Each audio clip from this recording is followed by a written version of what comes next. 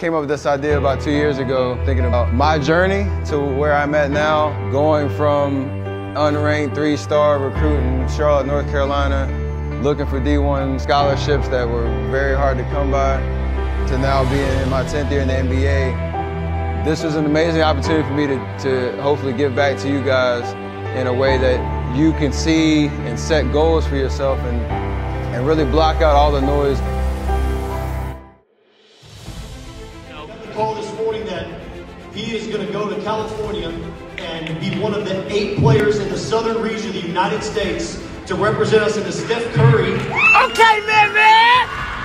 All right, man! All right, man! My mom, she was on Facebook and she seen something and she looked into it a little bit. And she contacted someone that she knew in Dallas, and they talked to her a little bit about it more, and we just got me in the camp. We did like skill work, we scrimmaged a lot, we just did competitive stuff. Over 100 people were there, over 100 athletes. I just feel like I'm just not out there a lot, and I don't know. I just feel like I'm underrated. I don't know. So, you know, your mom found out about it. She texted coach. She didn't tell you about it. I don't know how moms can keep secrets from her sons, but what was it like on senior night to have that announced to a whole packed gym and you didn't know about it? It was very emotional, but just blessed. Because at first I thought I wasn't going to make it because it took like 8 months for them to get back at us. So I was kind of down, like I didn't make it, but God always comes in mysterious ways. He works in mysterious ways, so it's just a blessing. It should be a very fun experience to go out there and compete with a lot of athletes, a lot of good players. I knew Man was different from being a freshman. I remember his first freshman game, he had 40. I said, all right, man, this is the last time you're playing a freshman game.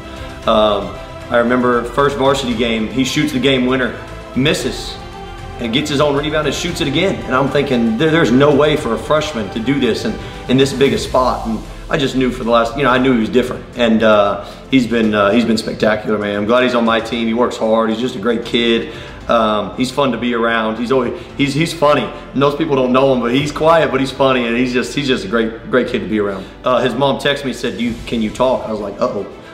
Called her, and she said, will you do this for me? I said, absolutely. Like, it's my honor to do this. And to be able to surprise him and see how emotional he was after, you can see how important it was to him.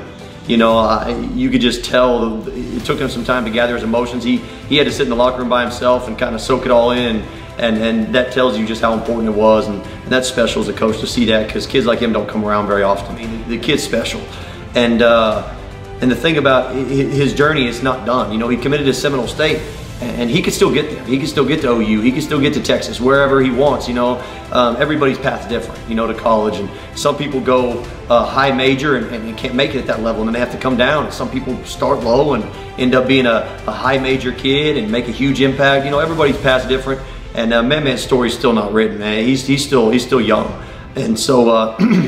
I think for him, he's just got to keep working. He's got to, keep that chip on his shoulder. Okay, I'm underrated, let's go and let's work. And I'm going to outwork everybody. And at the end of the day, let the chips fall where they may. And I think when he looks back at this process, he'll understand that everybody's path is different and it was chosen for a reason. And I think he'll make the most of it.